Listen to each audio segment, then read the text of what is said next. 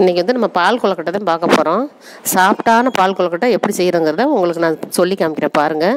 கடையில் வாங்கின மாவு தான் இது, நல்லா சாஃப்டாக வரும்.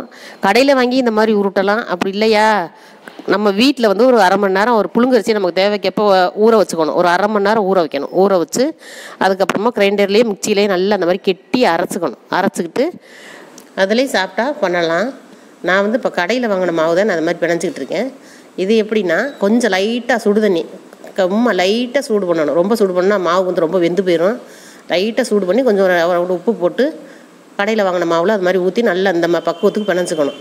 பிணைஞ்சிக்கிட்டு இப்படி மீடியம் சைஸில் உருட்டிக்கணும். ரொம்பவும் குட்டி குட்டியாக உருட்டினோம்னா வந்து கரைஞ்சிரும், நம்ம பாகில் போடுறப்போ கரைஞ்சிரும். அதனால் கொஞ்சம் ஓரளவு மீடியமாக இந்த மாதிரி உருட்டிக்கணும். உருட்டி நல்லா ஒரு 4 பிளேட் 3 பிளேட் மாவு எவ்வளோ இருக்கோ அந்த அளவுக்கு போட்டு இப்படி உலர வச்சிடணும். கொஞ்சம் நேரம் ஒரு 10 நிமிஷம் அந்த மாதிரி உலர வச்சோம்னா அந்த வந்து பாகில் போடுறப்போ நம்மளுக்கு கரையாது. கொழுக்கட்டை வந்து சாஃப்டாக இருக்கும், நல்லா சாஃப்டாக இருக்கும்.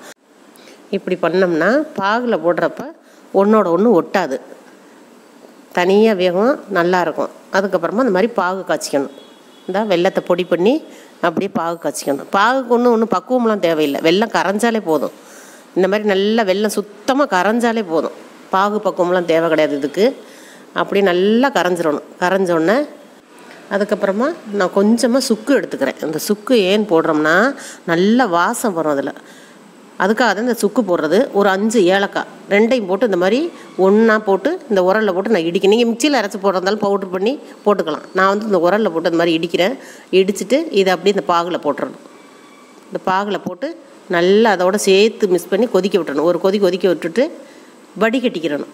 இந்த மாதிரி நல்லா வடிகட்டிட்டோம்னா அந்த சக்கையெல்லாம் மேலே வடிகட்டியில் நின்றும், கீழே எதுவும் இருக்காது, நல்லாயிருக்கும். பாகு இப்போ எப்படி இருக்கு பாருங்கள். இந்த மாதிரி நல்லா வடிகட்டிக்கிறணும்.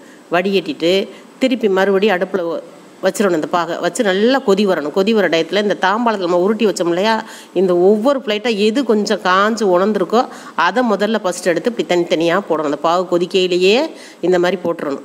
போட்டோம்னா ஒவ்வொரு ரெண்டு நிமிஷம் வெந்தோன்னே அடுத்தடுத்த பிளேட்டில் இருக்கிறத போடணும். ஒரே தான் போட்டுறக்கூடாது, ஏன்னா எல்லாம் போய் ஒன்றா சேர்ந்துக்கிட்டு கட்டி ஆகிடும். இந்த மாதிரி ஒவ்வொரு பிளேட்டாக கொதிக்க வேக எது உணர்ந்துருக்கோ அந்த பிளேட்டை பார்த்து இந்த மாதிரி இதில் போட்டுறணும். அந்த பாகுல போட்டோம்னா ஒரு 10 நிமிஷத்தில் எல்லாமே நல்லா வெந்துடும். வெந்ததுக்கப்புறமா நல்லா அப்பப்போ லைட்டாக கிண்டி விட்டால் போதும்.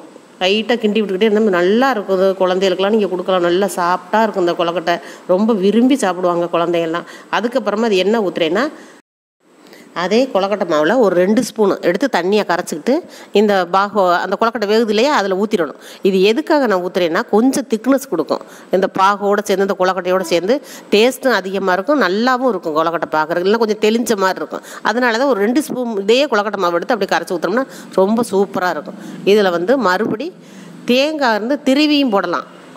இல்லை திருவினா பூ மாதிரி இருக்குது அப்படின்னு வேணானுங்கிறவங்க தேங்காய் பூவை எடுத்து அந்த பாலை புழிஞ்சு அந்த பாலையும் அப்படியே அதில் வடிகட்டிட்டு அந்த பால் ஊற்றினீங்கன்னா இன்னும் டேஸ்ட்டாக இருக்கும். அந்த தேங்காய் பூவை விட அந்த தேங்காய் பால் வந்து இன்னும் நல்லாயிருக்கும், டேஸ்ட் அதிகமாக கொடுக்கும். நான் வந்து தேங்காய் பூ தான் திருவி தான் அதில் போடுறேன்.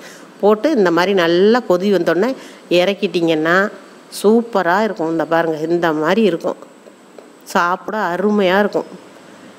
இந்த மாதிரி நல்லா வெந்துடும். ஒன்றோட ஒன்று ஒட்டலை பார்த்தீங்களா. நான் தனித்தனியாக உருட்டி ஒரு 10 நிமிஷம் காய வச்சதுனால எப்படி இருக்குது பாருங்கள். ஒரு கொழுக்கட்டையோட ஒன்று ஒட்டவே இல்லை, சூப்பராக இருக்கும். இந்த மாதிரி நீங்களும் செஞ்சு பாருங்கள், மறக்காமல் செஞ்சு பார்த்துட்டு எனக்கு சொல்லுங்கள். சாஃப்டான பால் கொழுக்கட்டை ரெடி.